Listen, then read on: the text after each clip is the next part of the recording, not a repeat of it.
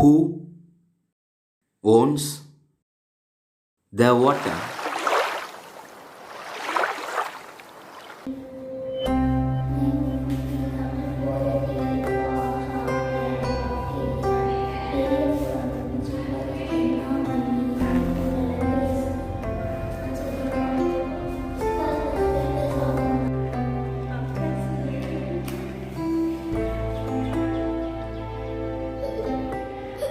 Please drink some water that we can't.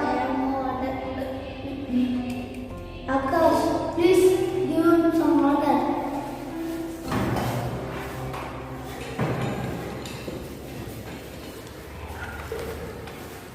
How dare you touch my water bottle? The water belongs to me. Sorry, Akshay. Hey, cool down, Akshay. He's our friend. Please give him some water.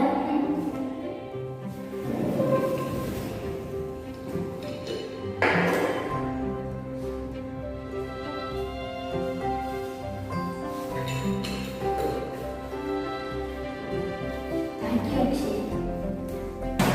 Okay, friends, let me tell an interesting story about water.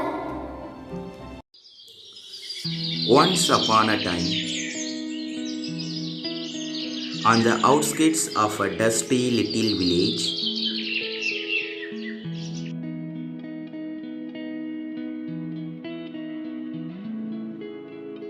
a tiny bird searched for a place to lay her eggs.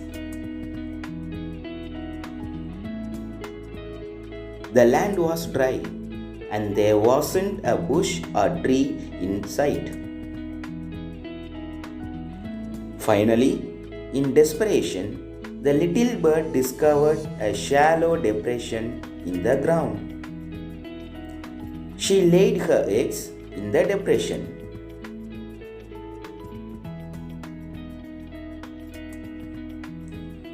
After some day, the eggs hatched. The good mother protected her babies until they were big enough to fly away.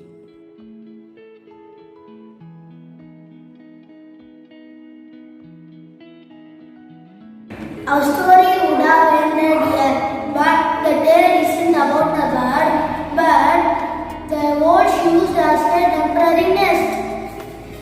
A hole? Yes, What could be interesting about a hole in the ground? well, this hole grew to be quite important. Let's get back to the story. For some time, the hole remained dusty and untenanted. One day, a passing wild boar settled his rump into the depression. The pit was not comfortable enough. He scraped and dug, carving a pit of more hospitable proportions. He turned around a few times and, with a satisfied grunt, settled down to a long snooze. A very long snooze it was too. He loosened the earth around his cozy dugout until the fading sun and the rumble in his stomach told him it was time to get up. With a mighty stretch and a final kick, the hungry boar departed his day bed without a backward glance. And then what happened? Do other animals come along too? Yes, indeed. The whole had a story to tell. Please continue the story. It's very interesting.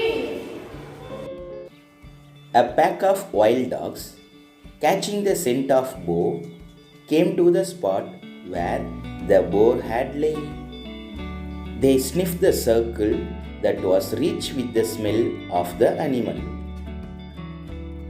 They whined and snarled and dug at the smell as if digging the elusive boar himself out of the ground. Finally, realizing that there was no dinner to be found, they departed with their noses and tails high in the air. and in doing so, they left the hole a little bigger and wider than they had found it.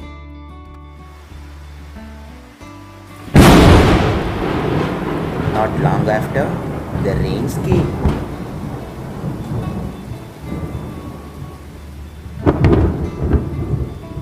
It poured and poured without stopping for 3 days and 3 nights.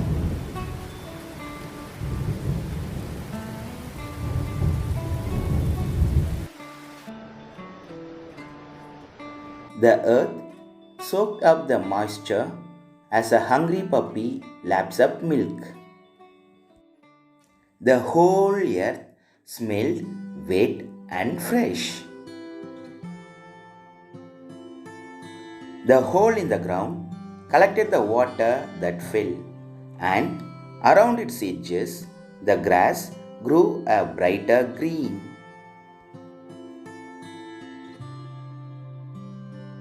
Soon, buffaloes discovered the grassy spot, and they did what they wanted to do.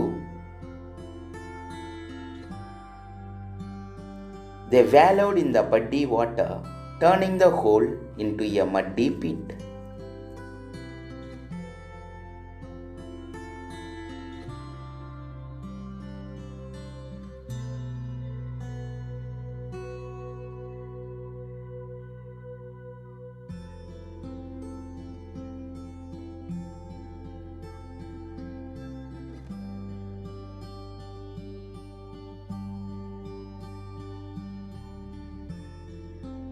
Many afternoons, the buffaloes gathered and, with a multitude of hoofs, they trampled the soil.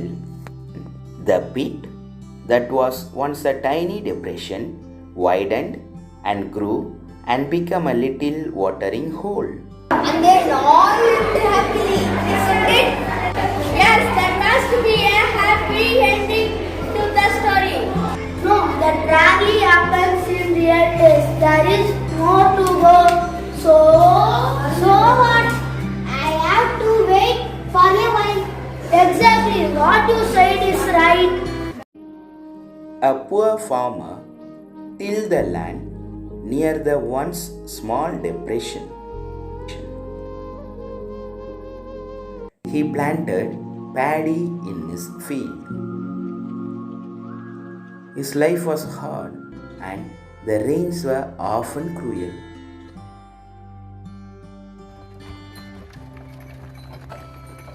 In summer months, he had to travel far.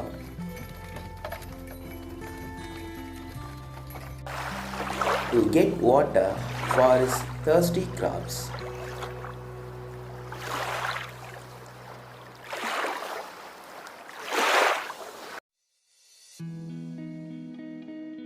And even then, his harvest was meager.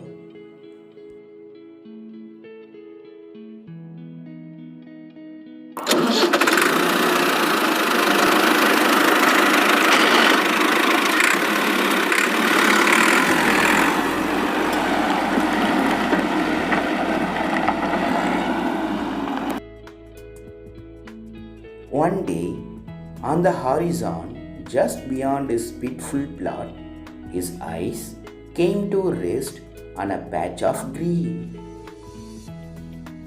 He started walking towards the patch of green.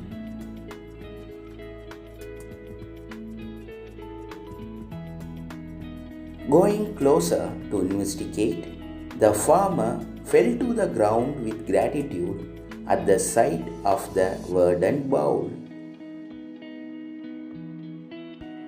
Oh, is this true?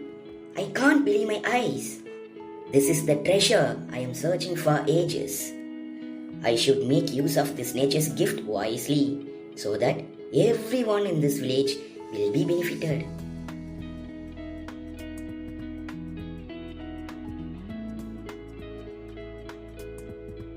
Forgetting all his tiredness, he raced home and brought out his pickaxe and spade.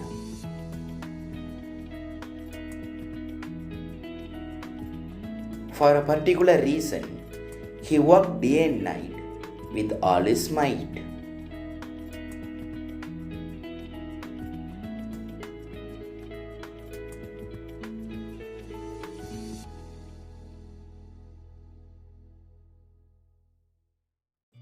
Soon, the buffalo's picnic spot was a perfectly decent little pond. I guess we come to end of the tale. Is this going to end with a moral? No, but there is something to learn from everything we see and hear. Start talking, guys. Let's listen to the story. So happy was the farmer that he told his wife, who summoned the village priest to bless their fortune. I have dug a little pond near our land. The pond must be blessed. So go to our village priest and ask him to come to bless our pond. Oh, it's a great news. You have brought happiness to everyone's life in this village. I will certainly do The as you news said. spreaded like a wildfire in a little village. A crowd gathered by the side of the pond to see the priest furrow his brow and chant serious something that nobody ever understands.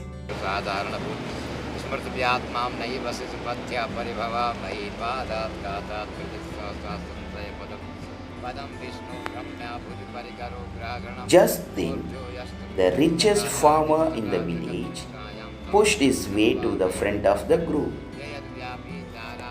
He was always upset when things went against him. How dare he conduct a sermon without my permission?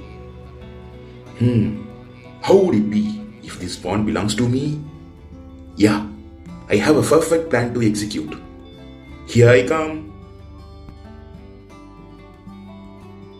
He had a cunning idea and said to the priest, I am glad to see that you have come to bless my pond. What? Your pond? stuttered the poor farmer. Why, yes. Your patch surely ends just there. The land is all mine.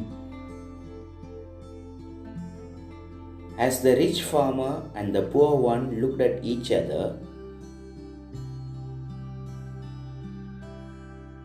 the buffaloes,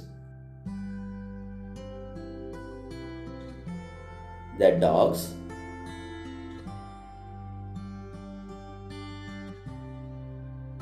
the bow,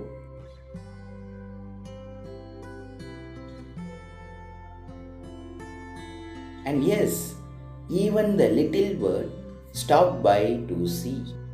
They all stood around the little jewel of blue, and in every mind, small and big, came a similar thought. Surely, I had something to do with this. So, I end with a question. Tell me, who wants the water? Nobody wants water. It belongs to all the creatures on this beautiful earth. Yes, I agree with them. Water belongs to everyone. Sorry, everyone.